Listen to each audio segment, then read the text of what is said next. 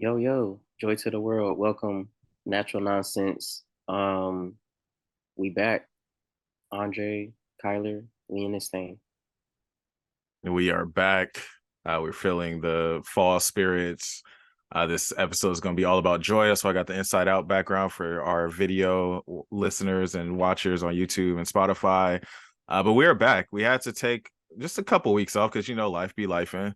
And putting on a podcast takes a lot of energy. And we are busy adults. And we started this whole podcast series by saying bi-weekly ish. It's Yeah, going to happen when it happens. But I yeah, am excited to be back and chopping it up with you. yeah, man. And like, I think a big part of it too is not getting caught up in just, oh, I gotta do this, I gotta do that, I gotta do this, and taking a step back sometimes and being like, man, I'm kind of drained. I'm kind of burnt out. Kind of burnt out from even discussing or expressing or whatever it might be, and taking a step back sometimes makes it easier to jump back in. So, here we is. Here we go. Here he Here we is. Hey, I was about to rock with it. Here we is. We ain't got no dictionary for this podcast. But just want to send a reminder real quick for y'all to make sure y'all are rating the podcast wherever you listen to it. Leave us a like on YouTube, tell it to a friend, subscribe on YouTube, follow us on Spotify, share our posts, all that. Whatever things positively benefit the algorithm to get natural nonsense and more people's ears. And if you like it, why are you holding on to all the joy to yourself? Like, spread the joy amongst your friends. Yeah, and spread the joy around. You know what I'm saying? Like I think it's so wild how much, like, even for so far and me in the beginning of this, there's been, dozens of people, at least to this point, that will say like, wow, like it's really dope that you're doing that podcast. And I'm like, dang, man, like, that really made my whole day. Like, you don't know what people be going through or what's going on. So, spread that joy. You know what I'm saying? Even if it might just be you, you know what I'm saying? I think that's a good pathway forward for everybody. Yeah, definitely a good pathway forward and a good segue because one of those people that consistently shows up to show their support and like just lets us know like whenever like he's tapping into the podcast is the hyphy doc himself.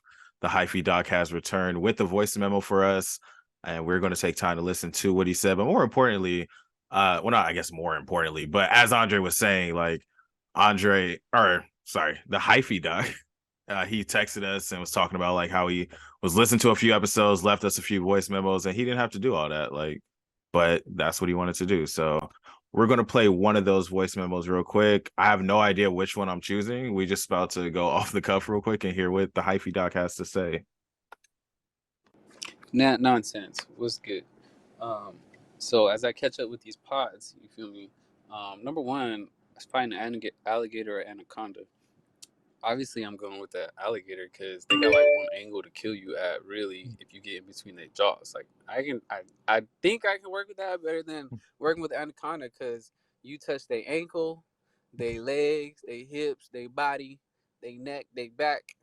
Any part of anaconda could strangle you. So like that don't seem too favorable for me. So number two, I'm trying to kick it with a giraffe because one, they be hella chilling in the jungle or the safari or wherever they live, just chomping on leaves.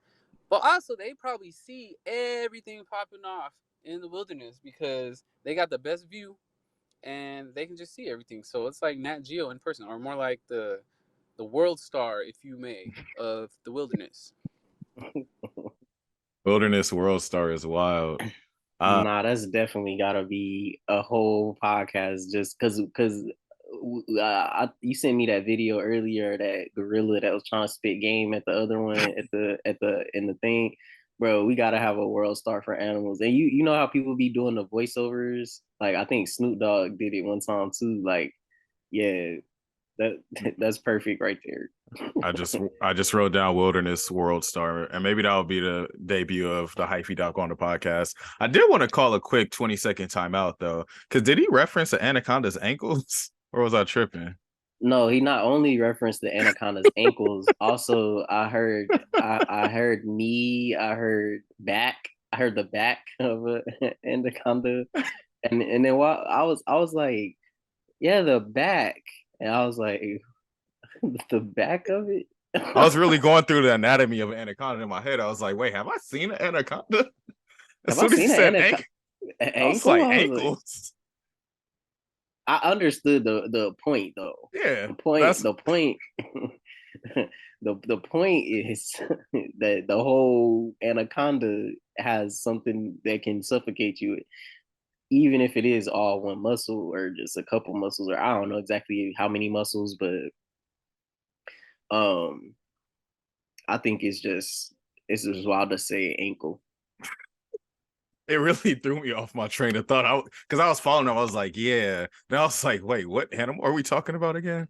The draft thing, like you do, like you gotta have someone with that high point of view though, hanging out with the draft. They could see some stuff coming, but I don't know. My question is after the draft notifies you that they see the grass rustling, like what happens next? I think yeah, because I think when we went with we kind of went with more practical options, but it's just I mean, because is it gonna like dip down and like do the little giraffe drinking water thing to talk to you, or like you know?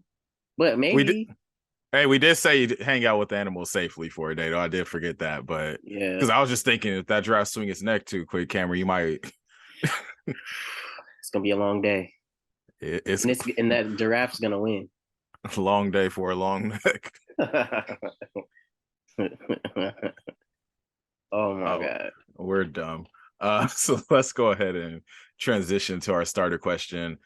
So this episode is all about joy, and so I wanted to pick a starter question that reflects some realm of joy. So the question I have for you this morning, Andre, what animal besides cats and dogs instantly brings you joy when you see one? Oh, easy guinea pigs. Easy. For the folks that don't know, I'm probably one of the only black men in the entire world that has pet guinea pigs. Nah, I mean, I can speak to it. I know how it sounded to my family. Like, my black mama came to my house and saw them and was just amazed. My mama and my little brother, when they first saw them, went to the cage and just stared at them for a cool 30 minutes just to process what was going on. And I respect that. Like, I also did not really understand what was going on, but then the joy of having guinea pigs is something that's really hard to describe because it's the opposite of all pet experiences. Even the word pet, they don't like being pet, you know? Like, they kind of do, but it's not in that, like, you got to be a lot more ease with it. You got to have a lot more like presence of mind with yourself to interact with them. And I think that's why they're cool, but they're super cute. They're hilarious. They just do funny stuff. Like one of my guinea pigs is Moon, and he's has really long white hair. Um, terrible at hiding. Like will get scared, but be terrible at hiding. So then it just makes everything funny. And then um Ziggy is kind of more of he's a lot less fearful. And so he be just like dictating what's going on, like being a bully kind of. And it's like how y'all are did you think guinea pigs had thoughts or had like they don't have that many thoughts, but anytime I see guinea pig videos or like anything dealing with guinea pigs, it just makes me smile super big because I don't know. I think they're really dope. They're just little cows, man. Little cows. That's all they are. What animal brings you joy instantly? Um, One, thank you for giving me the first idea for what clip I'm gonna use for this episode because first black man to own guinea pigs, that was funny. I didn't say first. I said one Oh, of the not first, only but one of ones. the only. But maybe mentally, that's why I was laughing so hard because I was thinking the first. But that's fun. So what came to mind first is a dolphin. Dolphins used to be my favorite animal for the longest time growing up, especially like once I was old enough to like cognizantly like understand commercials and see what I was looking at commercials, and I saw like a commercial for SeaWorld and it's dolphins doing flips and whatnot, and then just learning about dolphins. They were just really cool animals to me. And especially at that young age, where like the world is just beautiful and magical and capitalism isn't a concept yet, and being poor isn't a concept or anything in your mind. It's just like, oh yeah, like I like this animal. This animal is dope. This animal is bringing me joy. I'll never forget going to SeaWorld for the first time and seeing them in person. Then my granny blessed me with a swim with a dolphin experience once at SeaWorld. So I literally have pictures in a pool with a dolphin. Like dolphins That's brought me a some lot of joy. that's some baller shit, bro. Honestly. It is. Um, yeah, and it's just like really dope because it's like, nah, like when people are like, oh, you don't really like dolphins, like, nah, bro, I have a picture we're holding a dolphin. Like I like dolphins. Dolphins bring me joy. Um, so yeah, that's definitely the animal that first came to mind. And when you see them doing tricks and like dancing, and we can get into the politics of SeaWorld, blah, blah, blah. I'm talking about little boy Kyler, his fascination with dolphins, and that was Yeah. enough. Yeah, so it's like an inner child thing for you, like basically like, you know, before the world had a chance to, come in and, decide what, if it was, I guess, I don't know, sassy or whatever it is, whatever description you want to put onto like endorphins, before that was allowed to take hold, you was like, nah, I fuck with dolphins. Yeah, And then exactly. it's gonna be for life now. Hell. Yeah, and two other things came to mind real quick. One, just as we continue to grow into young adulthood as young black men, it's wild that back then it was like, oh, like liking dolphins as your favorite animal is not masculine enough to hang with the boys. Oh, you got dolphins on your folder or on your book bag? Hmm. And it's like, bro, it's just wild how much socialization goes into your development of things that are like, I just want more dolphins to be alive. How about that? Look at the planet, man. What if I'm an advocate for dolphins? They obviously need them. Look at what's going on in the oceans. They just lost a billion crabs. Canceled Uh, the season. that don't Just really fit with lost. the theme of joy, but man, is But I'm that like just saying, relevant for the last episode? I'm just saying in terms of like why it's so important to hold Yeah, on to things like I love dolphins, because that's what pushes people to care more about the planet and care more about the oceans and care more about, maybe I shouldn't have, just dumping stuff into the ocean. You feel me? So that's really yeah. dope, man. Yeah. Then the second thing, real quick, just a shameless plug. One of my poetry books, and I won't say which one, I have a poem called If Dolphins Could Time Travel. One of my favorite poems I've ever written. You will have to buy all the books to find out the poem and read it. But that is a shameless plug of the day. I feel it, man. I'm gonna have to find. I'm gonna go on a scavenger hunt on my bookshelf. I'm like, let me reread that one real quick. But But yeah, I'll pass it over to you. Let's go ahead and talk about the main topics. yeah. So we're gonna kind of talk about like, joy when it comes to, fandom, you know what I'm saying, and in sports. So we're gonna kind of go a little bit on the sports angle, but just the joy that comes into that. And then also like, talking a little bit about creating positive environments. I think like, two different things going in line with happiness and joy, but just in two different ways. So the first thing in terms of like joy in sports and fandom stuff like that, the first thing I wanted to talk about is something I learned recently. I think a lot of times in this podcast I end up sharing shit that I read that I didn't really notice I was gonna bring it up, and then it's like, oh, this is relevant. So I was just reading about, I mean, and it's kind of wild to say out loud now that I'm saying it, but I was watching videos from a neurobiologist, not neurobiologist, but a whatever, Scientists? neuroscientist. Yes, goddamn. Um, at like midnight on YouTube looking at lectures. And yes, I'm that type of person. So, hey, You are. um, but basically, he talked about how dopamine, a part of like pleasure, a part of joy, like that chemical part of it, dopamine is being reduced to like only pleasure. So like when people talk about dopamine, it's almost like a taboo word, like, oh, beware of how this and this happens because it'll mess up like how you receive dopamine and stuff. which is important, but dopamine isn't just about pleasure, it's about your drive. Like, and I think drive is a little bit deeper than just, oh, I really like candy. Let me go get some chocolate from the store. Drive is like, this is what drives me to continue existing and continuing to do what I want to do.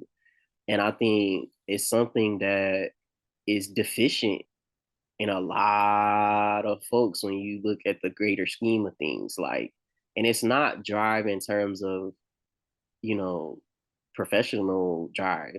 I think most people, especially in capitalist America, are forced to have a drive for their career and professional Yeah. goals and their money and, all of that monetary shit.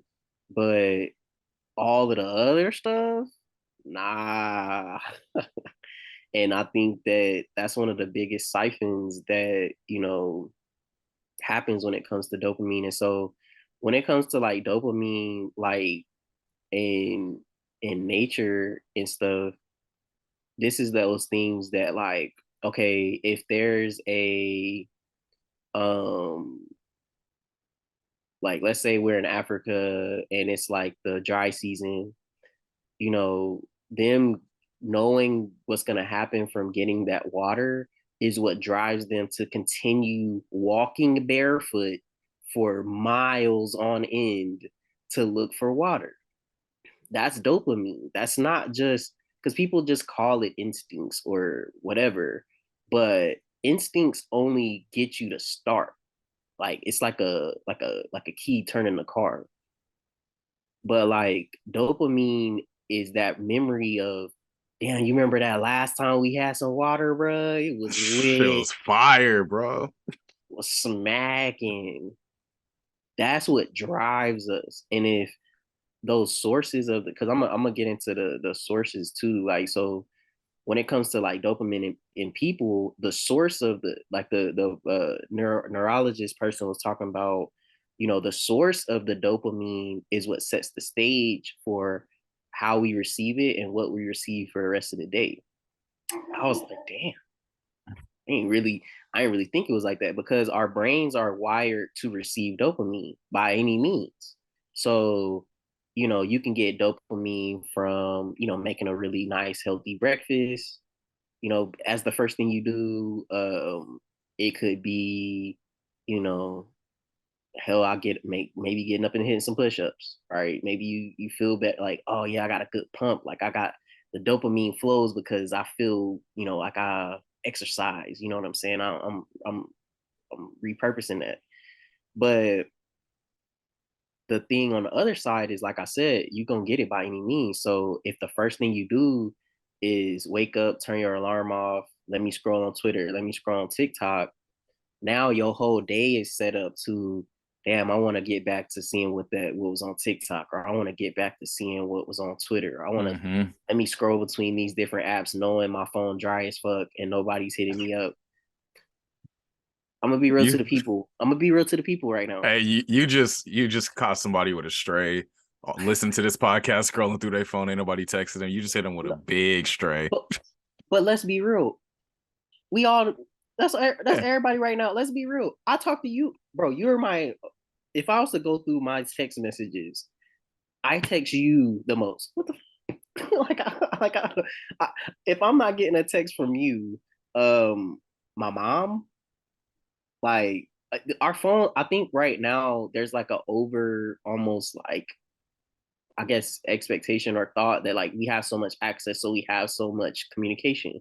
That ain't what's going on. So with that, it's like, okay, um, that light also coming from the phone too, also is something that we need when we first wake up. So something else the neurobiologist talked about was like, okay, you can get that light from your phone screen, which is a like minuscule amount of light that you actually need, or you can just go outside and get 10 minutes of sunlight. And that 10 minutes of sunlight, because obviously, even on the cloudiest day, that sunlight is, I don't know this exact math, but it is way more beneficial than 10 minutes of TikTok. And so Absolutely. I even did a little experiment. I did a little small little like Okay, so I was cognitive like scientist.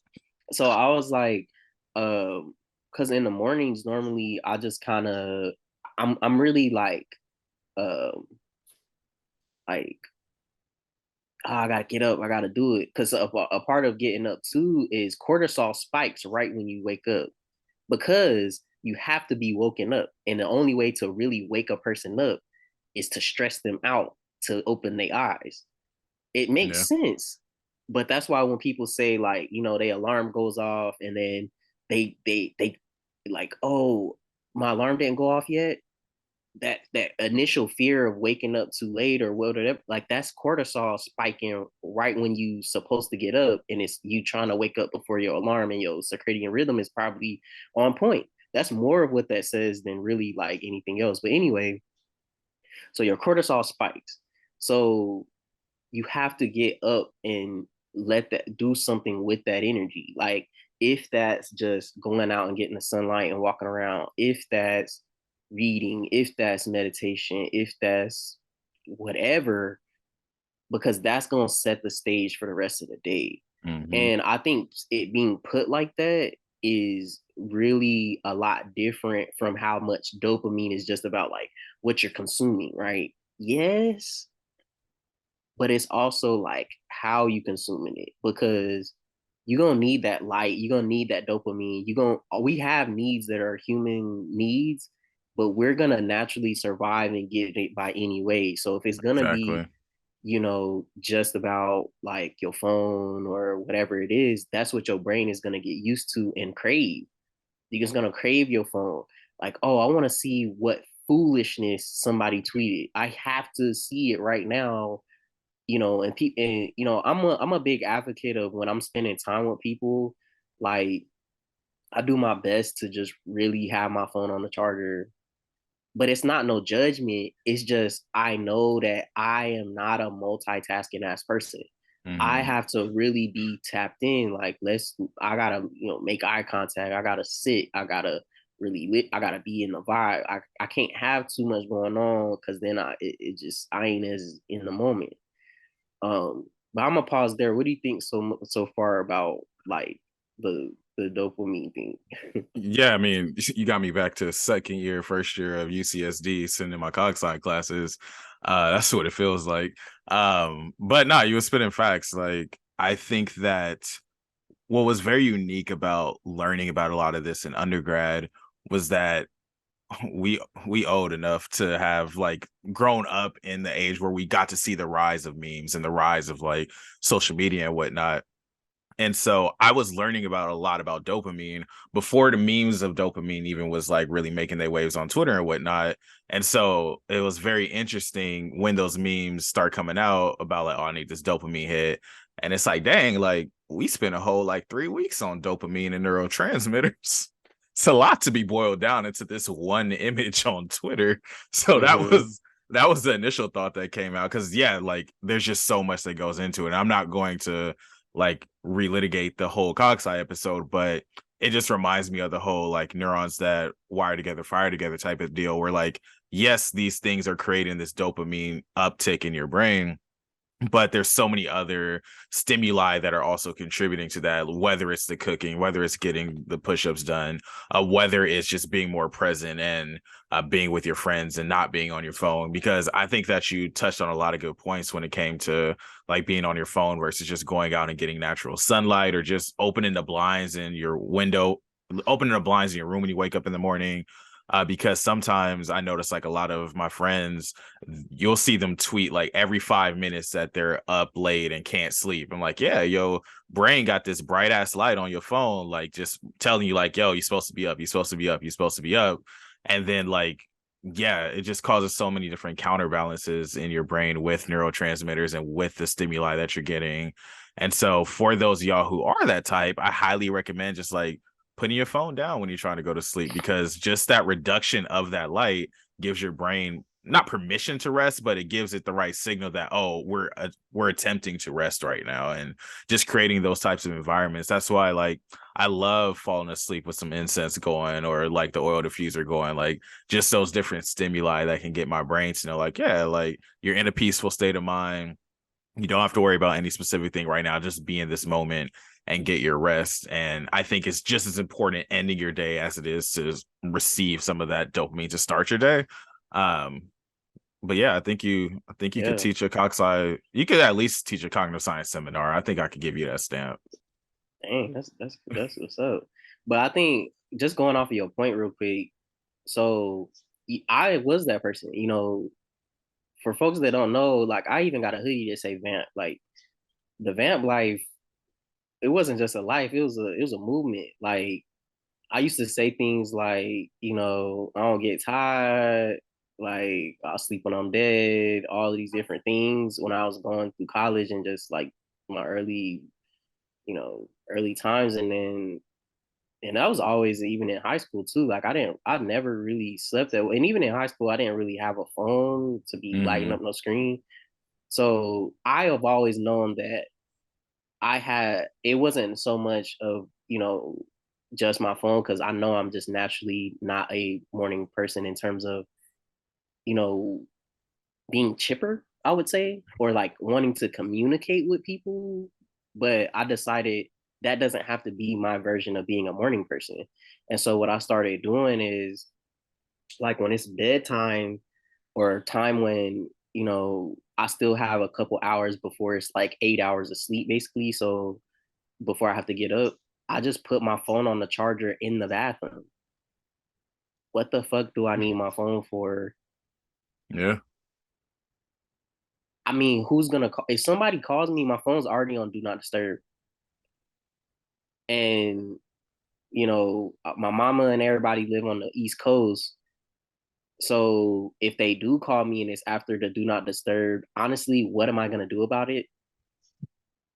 I, That's fair. That is I very fair. mean, I can get this same info at 6 a.m. that I could get at 2 or 3 a.m., and I still would have to maybe get a flight and do all everything would not be happening at that moment. I couldn't get on a flight at 2 a.m. and go. I couldn't drive across the country and get there, in that hour or so or whatever. So that was something that helped me. So if you're a person that's like, oh, like I'm on my phone, like before I go to sleep, just try putting it on the charger in the bathroom, and then you wake up with a charged phone. Because I'm also a person that never charges my phone, because going back in that loop, phone is dry. So why does it matter? But to move forward, like in the conversation of just like, okay, where does sports come into this? So this is just a hypothesis, or not even hypothesis, but just like a theory, not even just something that I see. But the dopamine that comes from sports, it goes back to, I think, a really primal part of our human existence. And that's coming together, that's communing. Because look at all the things you do at a sporting event: food, there's beverages, refreshments, libations, if you will. Hey, I'm not gonna go that far, but I'm just saying. Um, there's also a stage. There's ambiance. There's culture. Like a sports team says a lot about a person's personality and who they are of their favorite sports team. Period. And I Yeah. think when it comes to sports, that dopamine part, or that joy that comes into sports, is is the present. Like when you're a fan of a sports team, it's about that battle that day. Like I always talk about Laker fans as being spoiled, because Laker fans lean into that. It's about today, real tough. So it doesn't matter that the Lakers got the most championships and all the superstar players and every great player that's ever played in the NBA has played for the Lakers at some point. That don't matter.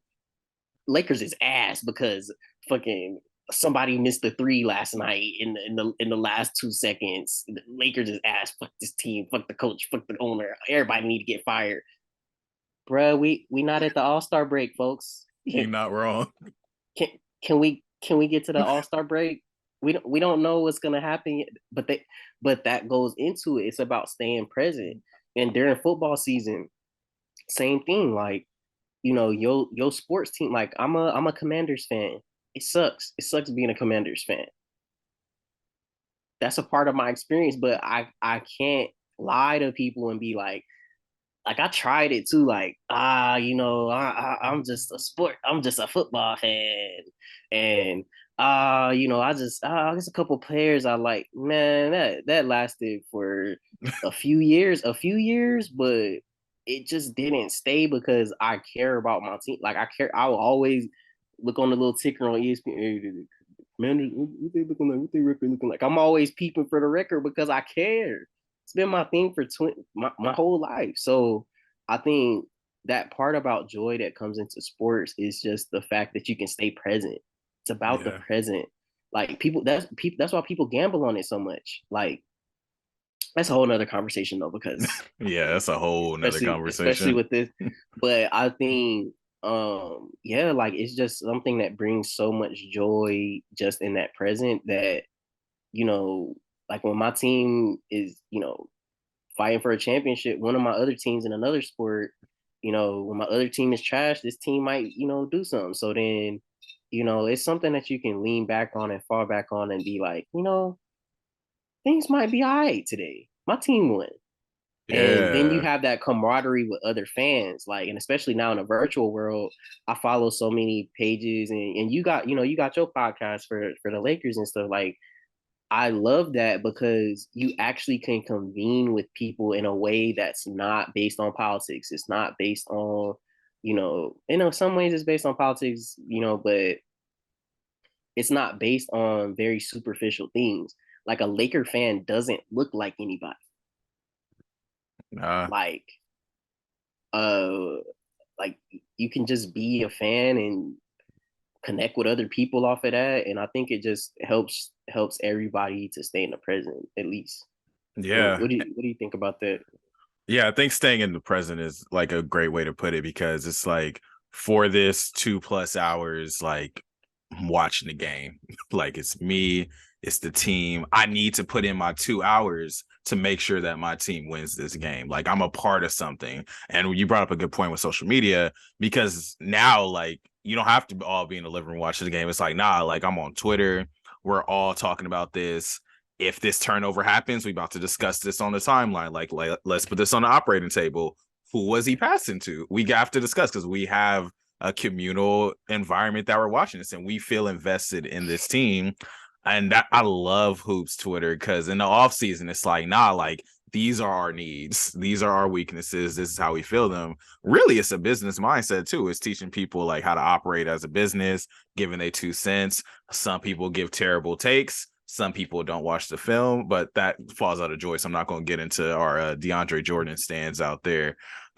um, In but 2022. in 2022 as well. But yeah, it's just something about that communal experience, that camaraderie. And it's like, yeah, I feel a part of something. I feel like we're all rooting for this common shared goal. And it bridges, like I know people who are friends because of their sports teams. They have drastically different opinions on everything else in life. Like outside, I mean, let's keep it outside of Petco Park, a lot of them Padres fans don't like black people, but it's black people they root for on their team. There's Latinx people they root for on the team, and they have political views that oppose all that. But that also is another podcast. But yeah, I think this also plays a role in just other people's connections to outside of community because I don't know, I feel like I'm drawn to people who are sports fans in a general sense because I know that they buy into like the idea of a Team. team. Like Yeah, it's about a team. and I think even for individual sports, because I think people misconstrue individual sports as not having a team. Nah, it's a Bruh, team for sure. Tiger Woods, his caddy, that's an important person on the team, fam. And he had to get rid of that dude after a certain amount of time because they wasn't meshing, it wasn't working with the wind, so they had to switch it up. And they have the caddy, they got, you know, hell, the person who makes sure Tiger got his shoes, make sure his red polo is ironed. You think Tiger's ironing his polos? Come on, man. No. But I think the more that people commit to, I think again what you're saying about people that really are into sports, the more that people commit to our human experience being a team focus, and then we're coming to a common goal, that's what I love about sports. And that's what brings me a lot of joy. Team and coming to a common goal. And all walks of life. And I see it in sports. So it gives me hope that, hell, if these 12 strangers that speak different languages, especially when it comes to soccer or football around the world, like soccer, they literally have a team full of people that speak multiple different languages, but they all understand. It's about getting that ball in the net and keeping it out of ours. And they commit to that. And it's not just like, cause man, soccer fandom is nuts. Like we got homies that still went to the Premier League games, and it's like nuts, man, because they commit as a whole city. Like people be going as fans to the sports teams meetings, like trying to give input, like, and I think that's like it. Like the more that we can get in the practice of doing that, and then transferring that to other aspects to our human experience, we will live more joyful lives in general. Because then everything is about a team, everything is about coming to a common goal. And that's why, like, you know, yeah, like people that aren't into sports, it's not that it's like you have to know the rules or you have to know every player. Cause I'm not one of those people like they'll like you know what I'm talking about, like Yeah. like oh one of the homegirls would be like, oh yeah, I really like football. I like watching football. Man, but you didn't see the 2002 Super Bowl where so and so won that it got that interception and took it for like please please sit down somewhere. Yeah, it's not So that deep. it's not, but I think like the more that we lean into that team aspect, and expect like I really hate America, but when it comes to the Olympics, like it's just such a nice feeling to look across the world and see people in their craft of like even if it's badminton, bro, they be going hard, bro. I love seeing that. I love seeing passion, and that's what comes out in sports. Like they don't just act a fool in the end zone because they're arrogant. They've been playing football since some of them was four, Yeah, five they years happy as old. hell. I love celebrations. I love the most extra out celebrations they could possibly do because they Yeah, worked hard. and like in baseball, my man's I think it's for the Phillies. He just hit a home run and like hit the home run, screamed, and then threw the bat. Yeah. Because you've been playing little league baseball, we're trying to there was moments probably in that person's life where they couldn't catch the ball with the mitt and it was they went home crying after practice. That's why they got that much passion now, because they know what they've been through. And I just love seeing passion. And I don't think we see passion often. It's like cool to not be passionate. It's cool to downplay how much you care about stuff. And I think that's what sports brings out of folks is like that true joy coming from an everlasting place. Because joy is different than happiness. Like happiness is fleeting. Happiness comes every now and then. The joy I have from my sports teams winning championships to this day bring look, I'm already cheesy because I'm wearing this Carolina blue and I'm just thinking about how we just beat Duke. We evened it up with Coach K. I'm so petty with He it petty just as hell. it brings me so much joy to know that I ruined that man, our team ruined that man's legacy right at the end. Oh, and Yeah, you see how happy I am. Like it brings so much joy. yeah, we're gonna have to have a different episode about the opposite side of that feeling because, man, sports also humble you, and you Yes. see because if you're really rooting for the team, maybe your team gets the most wins in the franchise's history and blows it in the first round of the playoffs, and to the dads. To the fathers. with them UPS jerseys. They kicked our ass last night. And I was like, you know what? We got to wear this L with honor because they earned the hell out of that L. And Petco Park was lit. I was watching TV. I was like, man, I envy y'all because y'all really, it's been 24 years since y'all have done this. And everybody, I was like, you know what? I love this city, but you know what? F all y'all too. Because we both know. We lived here for a minute, bruh. Wasn't nobody going to no Fathers games, man. They were not good. The Fathers were not good. Let's get back to joy.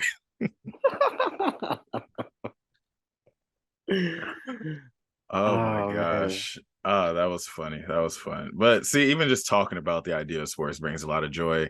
But I wanted to transition to talk about creating positive environments and environments that we can bring joy in.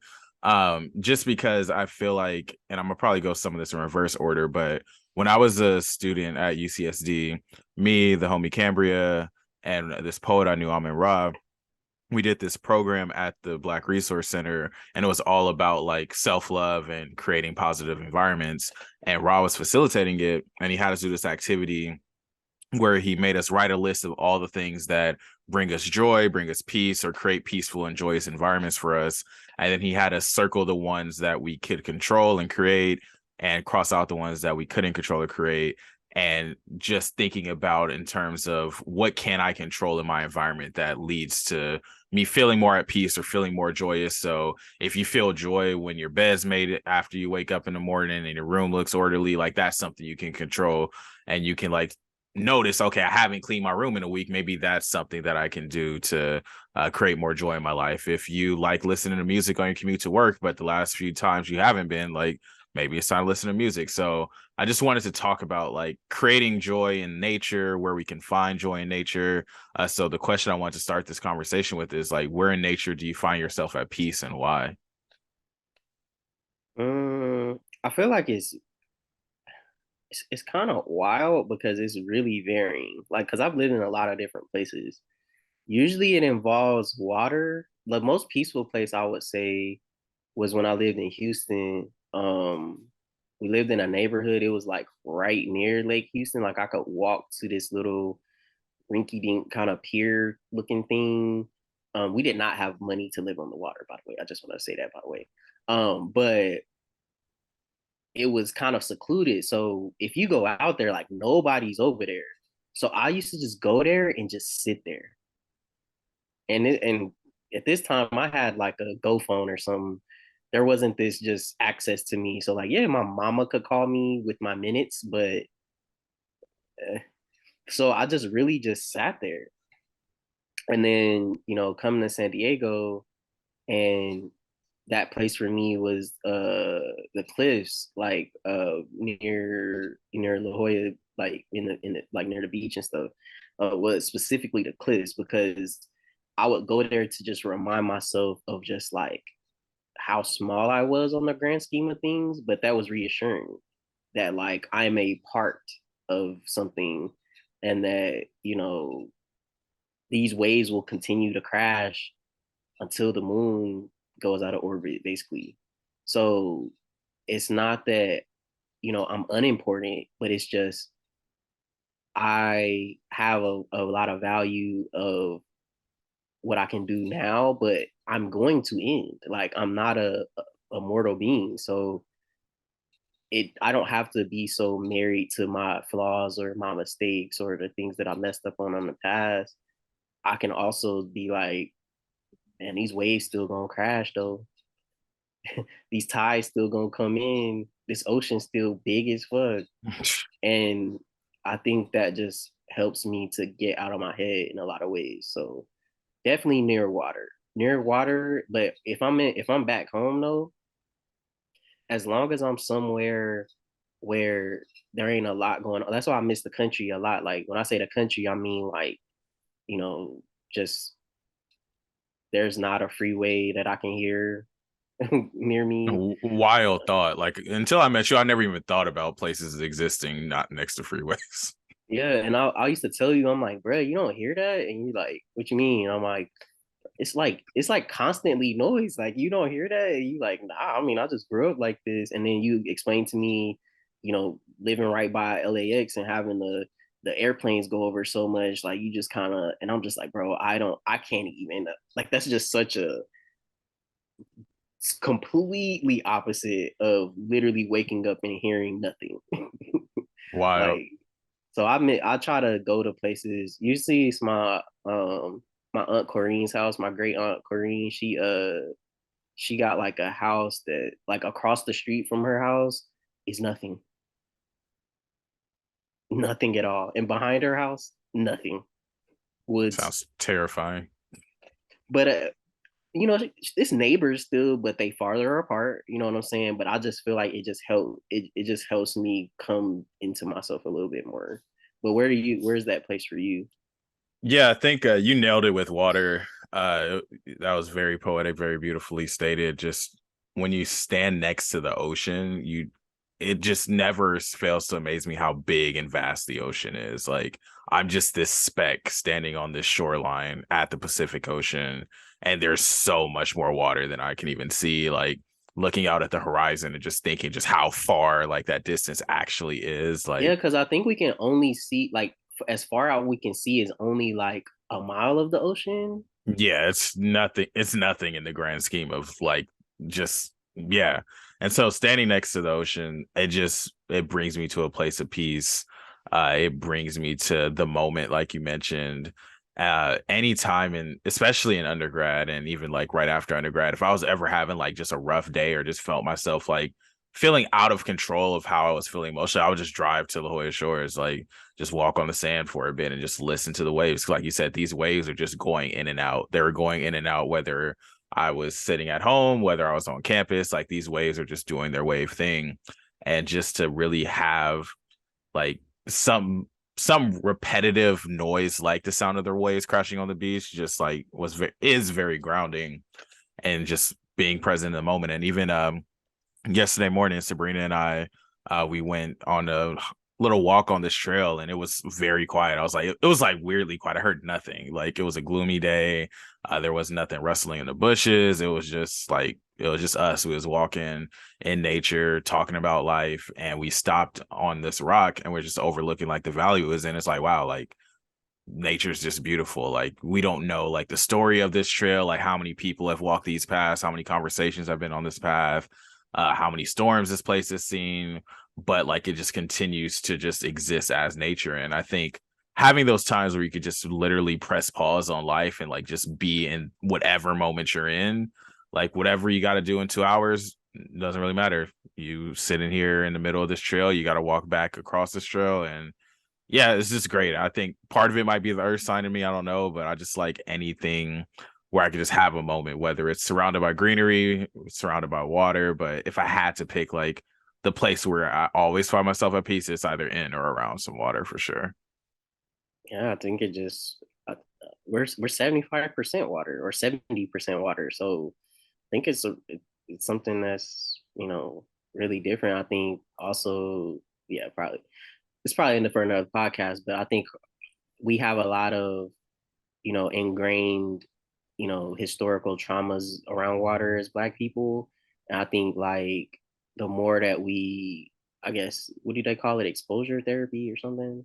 Mm-hmm. But basically, like the more that we lean into things like that, like, you know, going to water or, you know, planting things or like things like that, I think it's a recycling loop of joy too. You know what I'm saying? So Yeah, that would definitely be a good episode for a Black Surf Week type of talk, like talking about Black Surf Week and the work that Latifah and Wayne are doing on campus with like Black Like Water.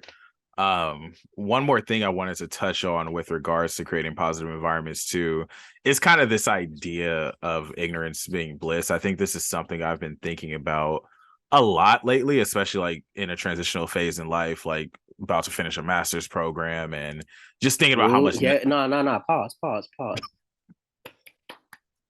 we I get don't know if can the mic hear me? yeah, I can hear that. We could clap it up for that. We're gonna clap it up more at the end of it, but we could clap it up for now for the journey. But just thinking about how much knowledge I have access to compared to when I was 8 years old and I was just watching Pokemon on the TV screen in my grandma's house, and just thinking about where we manufacture and find joy from. when you're a kid, like you only have access to so much knowledge about the world and things around you and how the world is working. So the things that bring you joy as a kid aren't things that necessarily I think we think about constantly right now. Like for a lot of people, I mean, I know you a SpongeBob guy, you watch cartoons, you watch anime, but for some people, they haven't watched their favorite cartoon in years. Like they've just neglected that part of them. Where it's like, yeah, at some point in your life, this cartoon brought you a lot of joy. You didn't, maybe it was colors, maybe it was sound, but maybe it was the messaging. You didn't even know it yet. And I think that it's important to recognize just, and this is not me, and not that I even need to put this disclaimer out there, but this is not to say that life ain't fucked up sometimes, and sometimes it's hard for people to find joy in anything. But I think it's important to understand how you found joy when you didn't even know like how fucked up the world is. Yeah, because I think that's like the background Inside Out. Like that's why that movie transformed a lot of how I felt about life because it put visualization to a lot of stuff I felt like in terms of like when I mean it's not a spoiler no more. They about to come out with a second one. So anyway, I guess spoiler alert for something that's hella old, but there's parts in there with the islands of different parts of joy that makes up, you know, well, not necessarily joy, but just pillars of who they are. So different islands. And for me, like that was one of the most impactful parts of that movie because I was like, I have a SpongeBob Island, you know what I'm saying, where, you know, I gotta keep that flame going. And that's done by, oh nah, I listen to myself, I'm like, man, I feel like watching SpongeBob. And I just put on SpongeBob and then I have a wonderful time and I feel great. I feel joy after. I feel refreshed. I feel good because it reminds me of when I was 8 years old, 9 years old. And I'm like, man, I can't wait to get my own house and just watch SpongeBob whenever I want to. And it just fulfills that part of my joy. So I think, you know, it's really important to recognize like, hey, when you're a kid, being a child is more about your the number of years you've been on earth and less about your maturity and less about how, you know, like, oh, you're just a child. Like I was very mature as a young person, like very young child. Absolutely. And I've seen now that I'm, you know, older and grown, there's people that's double my age that don't have an ounce of the maturity that I got. And there's also some younger folks that's way,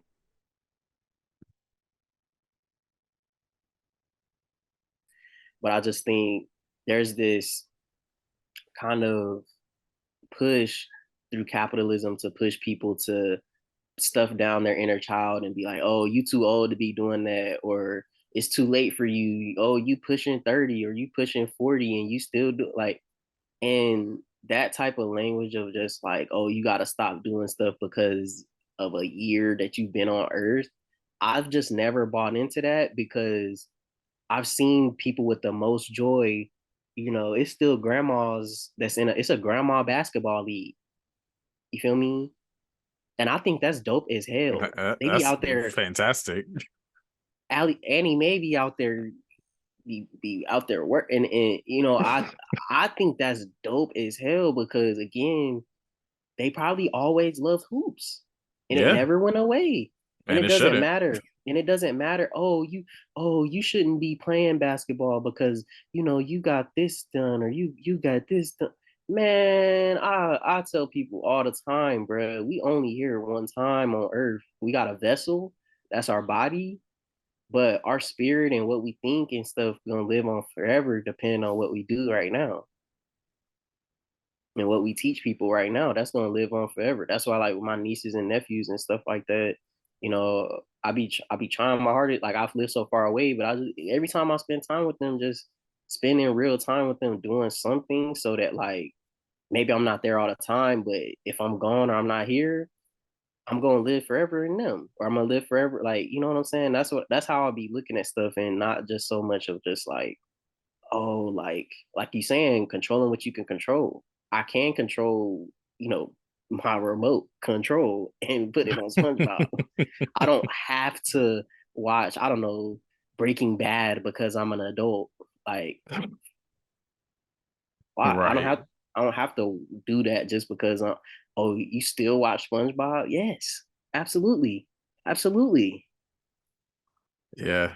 And that is the main thing I feel like I learned from you, like throughout our years being friends, is like I was like, nah, like because people ask like, oh, he really watches SpongeBob. Nah, like Andre watched SpongeBob. Like, I don't know why y'all think he be lying to y'all, but like everything he say he do, he be in my living room doing it. Like, yes, he will get his big old bowl of popcorn, sit down in front of the TV, watch SpongeBob, and not give a damn what y'all think about it.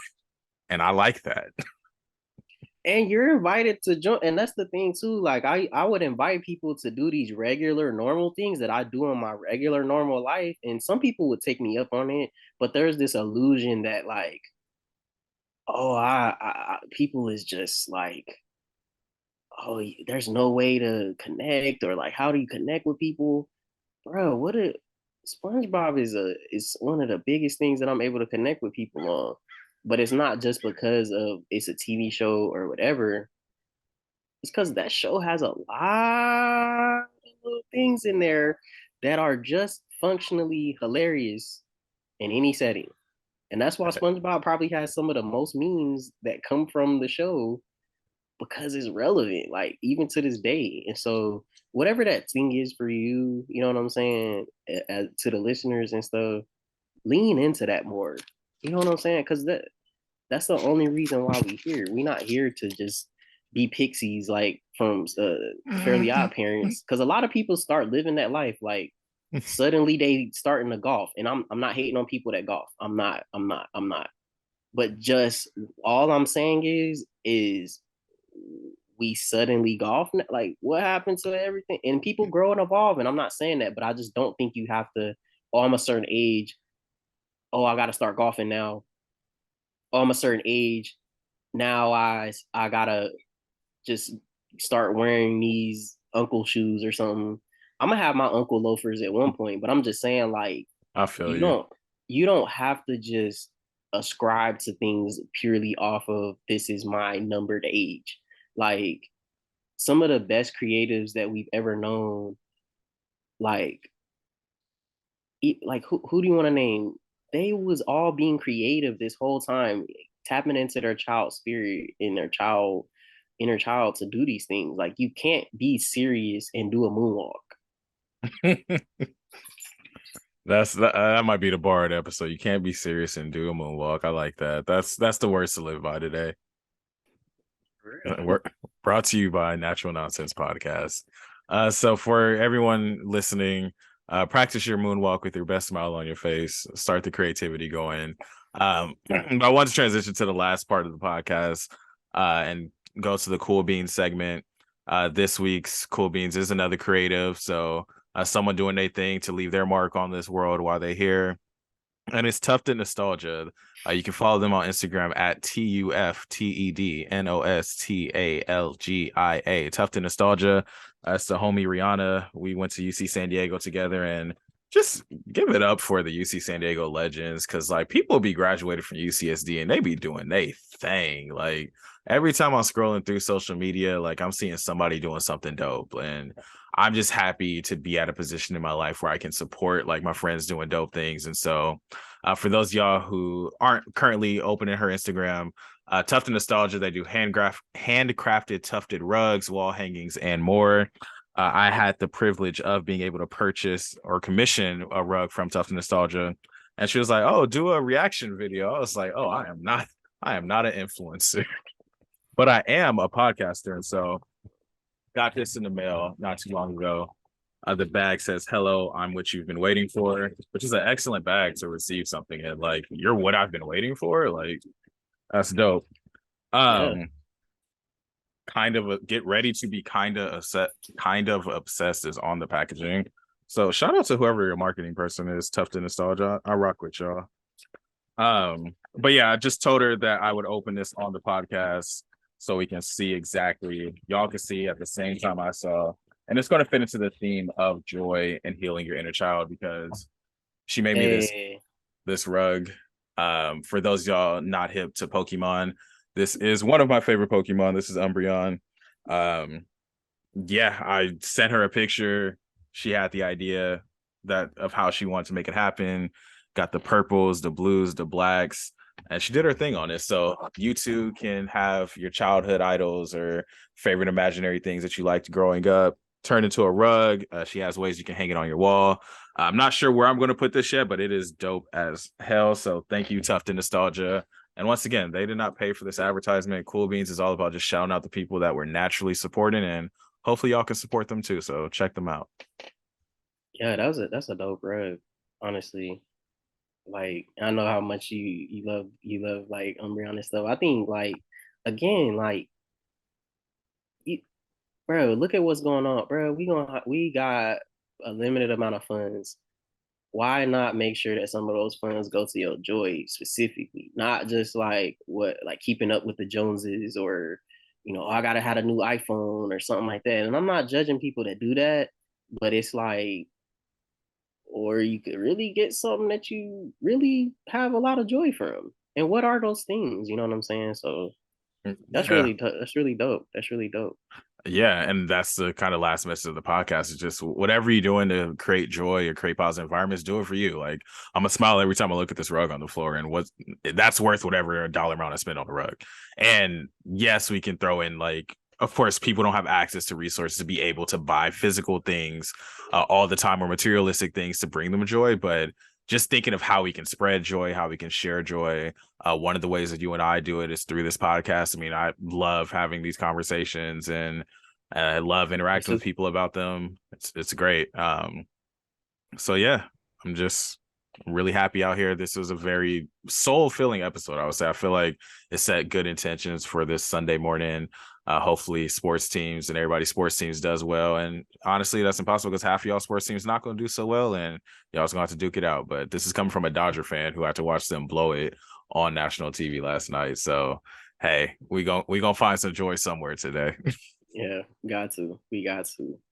And so just to get into the closing, so next episode, spooky season. And we already kind of in spooky times right now, but we're gonna get more into that in the next episode. Yeah, so make sure y'all tune in, like, subscribe, share, and leave us a voice memo. Talk to us about some joy in your life. It could be how you spread in joy, how you searching for joy, how you create in joy, something that's brought you joy lately. But we look forward to hearing y'all, and hope y'all have a blessed week, whatever day it is when you listen to this. We thank y'all, we appreciate y'all, and we will catch y'all next time. Peace.